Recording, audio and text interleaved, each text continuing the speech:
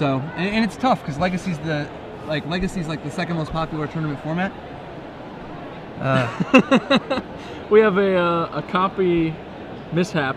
Our printer's been giving us some trouble today. All right, so we've got on our left, Dane Roybal playing is this a bug control deck? Yep. Mostly using Jace the Mind Sculptor and Liliana for an advantage. Also winning with Creeping Tar Pit and Snapcasters and Vendilion Clicks. But really, he's just playing a lot of removable permission and a little bit of library manipulation. On the other side, his opponent is Evan Ernstson, piloting Maverick, and it looks like it's pretty run-of-the-mill. He's got the Scrib Ranger. He doesn't have Fauna Shaman in his deck, and he has 2 Oblivion Rings, which are a little non-standard as a choice. His sideboard does have the Fauna Shaman along with a suite of creatures, some equipment, Karakas, Bajuka Bog, the Enlightened Tutor Engine for Choke, and Crucible. And that's about it. We see a Jace on 12. 12? Next to a Liliana on 2. That with die no in his creatures hands. in play. I'm suspecting this game doesn't have much longer, but with Dane only at 2, you can't be sure. You know, interestingly, oh, this is only game 1, wow. Yeah. Interestingly, I not only beat a Jace Ultimate this week, I beat it twice. No. It ultimated twice in the same Nobody has ever beaten a Jace Ultimate. Come on, I had a don't Words spin of those Wind yarns. in play. Don't spin those yarns. Nobody's ever beaten Jace's I drew my Ultimate. same 7-card hand twice, and my opponent conceded. So Dane going ahead and exiling Evan's library. From the looks of it, Evan doesn't really have any cards in his hand, so I think he's just running on the no cards in hand or deck. That's not a good place to be in. And that's fine. And they're exiled, so there's nothing, no surprises. There's nothing. Except for the ones in hand. Those go into the deck so you can draw them again. Yeah, but none of those. None of those? And Yeah, we're on done. to game 2. All right, well, that was a thrilling start. Nothing like sitting down with Jace at 12. Let's move over to the sideboards. Over here on Evan's side, he's got Choke. I think that's a lock to enter the deck. I could see bringing in maybe Stoneforge Mystic, because sort of Feast and Famine is pretty reasonable against this kind of archetype. Yeah. Kamikaze attendees, you're almost out of time. You generally just want Get over equipment, to I think, the zombie is pretty apocalypse powerful, just to be able course. to make any See creature if of you that, can especially when you survive. have fetch lands for Brought Dryad to you by Arbor and Activision, Scrib Ranger, Walking Flashing, Dead or video Hand Step. game. I That assume the improves same is those. true for Fauna Shaman? Yeah. One of I our agree with favorite Fauna Shaman sponsors as well. wants to give you $10 Finally, off Crucible on the potentially course. is just See if another you angle can that fights survive. through all the creature kill, right? Yeah, Crucible, especially against Life from the Loam. Life from the Loam can sort of counter Crucible Wasteland, but it's not super efficient for Dane if that's the way he's going to try and defend himself. Well, and he already has the Life from the Loam Wasteland, so Crucible is actually some defense against it. Yeah, that's also valid. I think that if you're stalemating the game in that fashion, the player with Crucible is making out a lot better than the player with Life from the Loam. Even though the card advantage from Life from the Loam might be more concrete. Well, it's still, they're both only 1 a turn. Yeah. Like, you can't play more than 1 a turn. You can't play more than 1 land. And the Life from the Loam actually costs you 1 out of 3 draw phases, so the Crucible does come out ahead. It looks like Dane, his sideboard, not too much specifically to beat it here. Nope, he's got 1 Perish, which is going to be nice, of course. 1 Go for the Throat, but not really. I mean, Dark Blast and Engineered Plague are both good enough, but again, only one of each of those. Fine, yeah. Yeah, Engineered Plague obviously can shut out humans, which is good against Mother Runes, Thalia, and Noble Hierarch. Dark Blast, not great, but being able to hit a Noble Hierarch or a timely Dryad Arbor, or Mother Runes for that matter, still good. What do you think of Engineered Explosives? I actually generally like it in this kind of matchup. The dangerous card is Teague. He kind of just blanks it. But Teague's not super dangerous for this deck specifically. He has a lot of cards that cost less than 3. It's not that hard to get a Teague off the table if it sticks. You're not relying on Damnation or whatever to kill it. He only has 1 of those. So I think that I'd be fine with bringing in an Engineered Explosives. And it also does add a fair bit to what your deck can actually do. Alright, and what do you think about Pithing Needle? I mean, Pithing Needle, it is a thing that you can do if you are desperate against like a Knight of the Reliquary or a Wasteland Lock or a Scavenging Ooze, Knight of the Quasali Pride Mage. I mean, a number of things it interacts with, but mostly it's shutting down Knight of the Reliquary. But you probably need to kill the Knight anyway, right? Or else it'll just bash you? I don't think I like the Pithing Needle that much. Alright. So as we go into game 2, There are only about 15 minutes left in the round. That was a marathon game, of which we saw nearly a minute. Mostly just the one turn. But both players gearing up for a slugfest. Maverick, even though he's down a game, does have the capability of winning fast enough to still win this match. Sure. If he can win this game quickly, then he's got to be happy going into the third game, because the worst he can really secure is a draw. Yeah, it's going to be relatively tough for Dane to win 2 matches, to win a game if he loses this one going any sort of reasonable amount of time. But Evan on the turn 1 Savannah Dryad Arbor, exactly where he wants to be. Inquisition of Kozilek. Looking to see, you know, do you have another Reliquary? If not, then what's the most dangerous thing you do have? Yep. Note Dane quickly shortcutting, probably aware of the clock and the pace of the first game. He goes ahead and just declares the Inquisition before he fetches the land. I'm sure he audibly named the land he was fetching to a... So, is that 2 Mother of shortcut. Runes, a Scavenging Ooze, and a Mystery card? Knight of the Reliquary and a Wasteland. Wow, so that Knight of the Reliquary has not long for this world. Nope. Which means next turn we're going to see a Mother of Runes and a Scavenging Ooze. Or we could see a Scavenging Ooze and a Wasteland. It's true. Actually, I like the Scavenging Ooze Wasteland plan. I think you're right.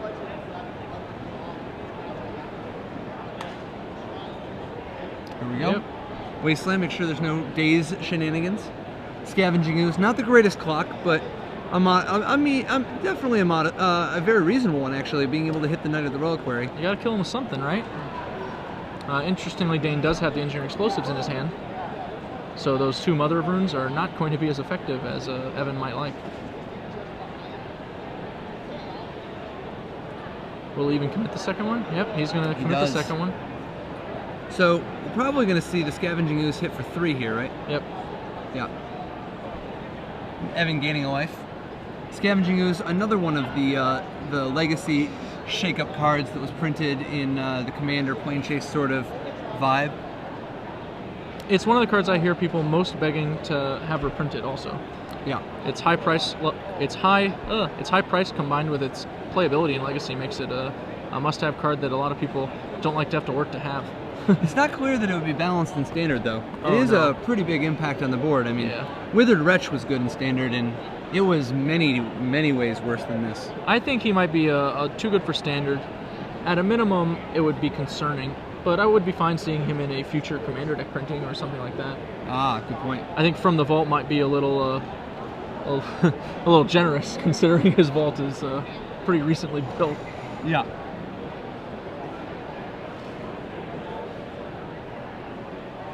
Dane fetching up a basic island, giving himself a little bit of protection against a potential Engineering Explosives. Or not Engineering Explosives, but a Wasteland.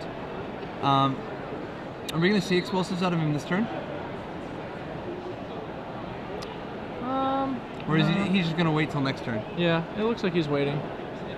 He can't pop it this turn because he's behind one, right? Due to the Wasteland? Yep. So he's got to be finding lands with his Brainstorms and Preordains here. He doesn't have any in his hand. He's got to comes into play tap land. Does he? Is that what that?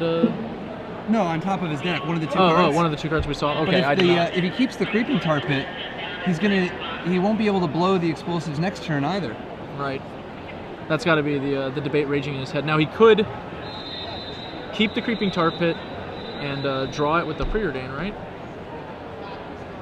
He could, but if he does that, he'll have to play the Engineering Explosives this turn. And if he does that, he's going to shuffle away that Diabolic Edict.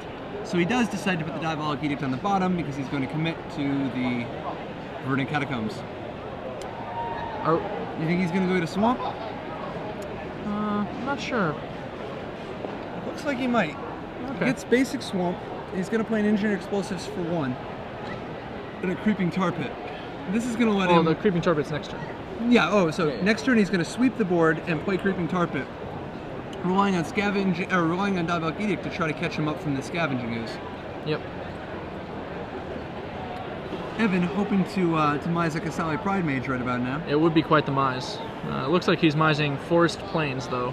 That's significantly worse. I've seen bigger mises. Now it is worth noting that Dryad Arbor costing 0 is going to dodge the Explosives and provide a buffer so that Evan has insurance against the Diabolic Edict. That's true. And if Evan's Scavenging Ooze is allowed to continue to run free, that's, I mean, Dane's already down to 8. That Scavenging Ooze can kill him in 2 turns. Yep.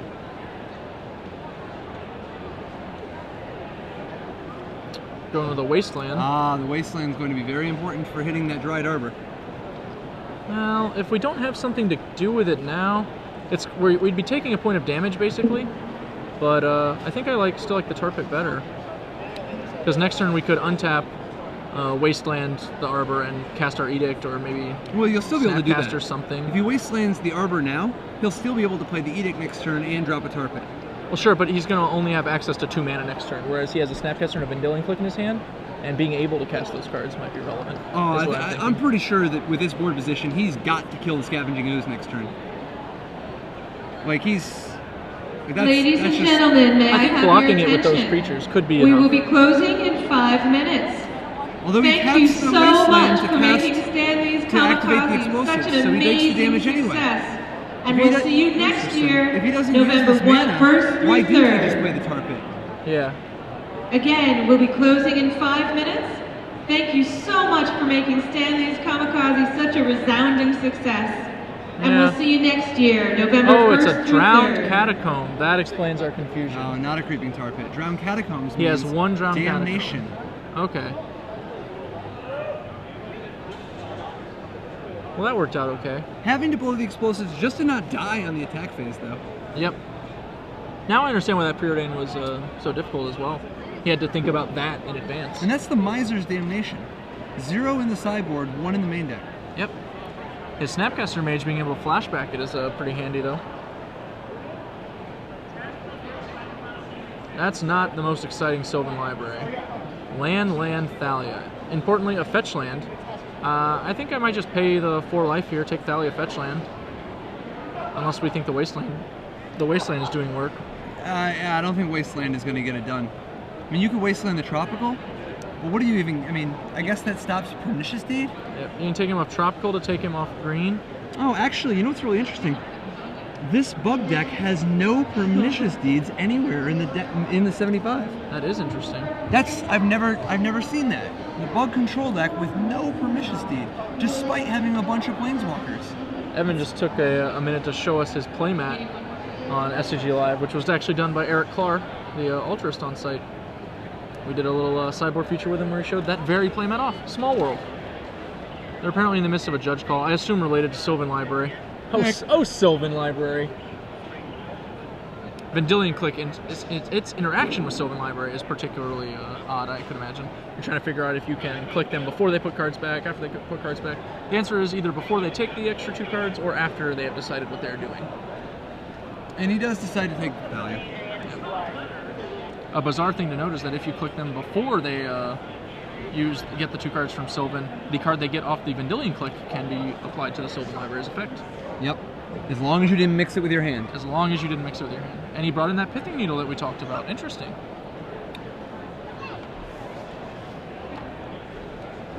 Vendilion Click getting in there.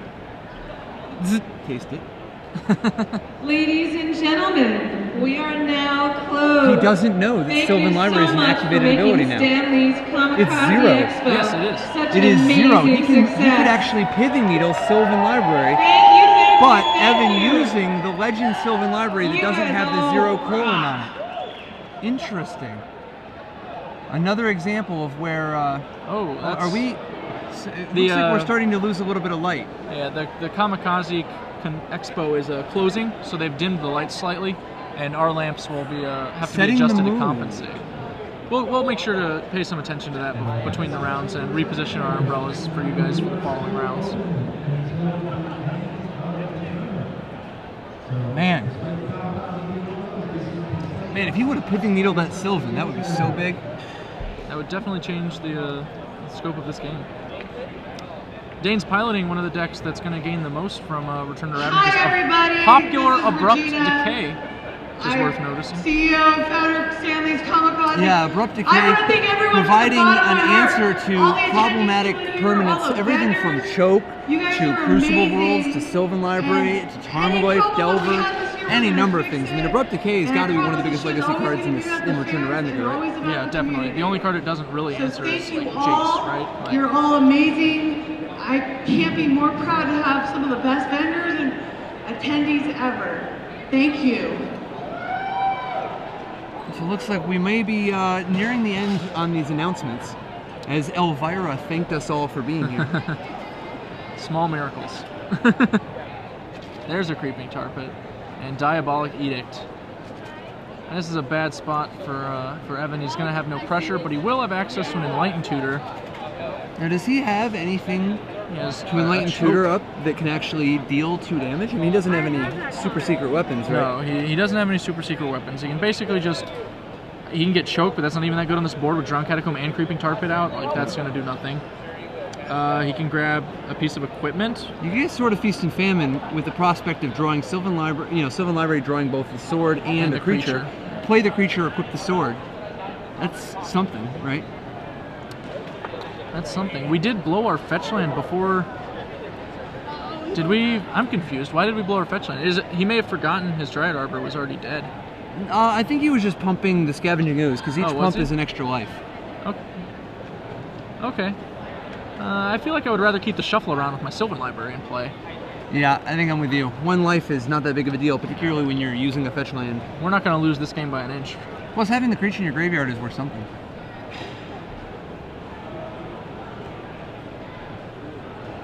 Well, our opponent is completely tapped out. Hopefully Evan doesn't take that to mean I should choke something. Because that would not be good. Neither Reliquary, land. He's going to draw the Knight, and he has Enlightened Tutor as a nice little shuffle. Wasteland hitting the Creeping Tar Pit buys him a little bit of time. Yep. Keeps him from being on a 2-turn clock, which would have been a very dangerous position. It's worth noting that because he ate the extra cards with Scavenging Ooze, that's 1 less life and card, +1/+1 counter for Dane. Well, he had to crack the fetch to get the life, didn't he? Yeah, but it's 1 less life that Dane can gain. Oh, yeah, sure. Because there's 1 less creature in the yard. That's valid. There are too many Scavenging Oozes. I'm getting confused.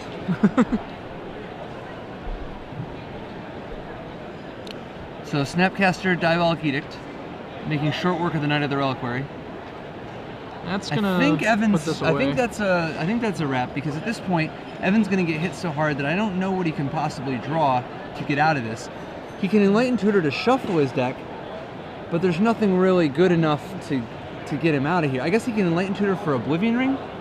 Yeah, he's going to 1 because the Scavenging Ooze is removing. Yeah, Oblivion Ring isn't gonna do it. He didn't Enlighten Tutor to shuffle. He's Sylvaning. Oh, and that's the match.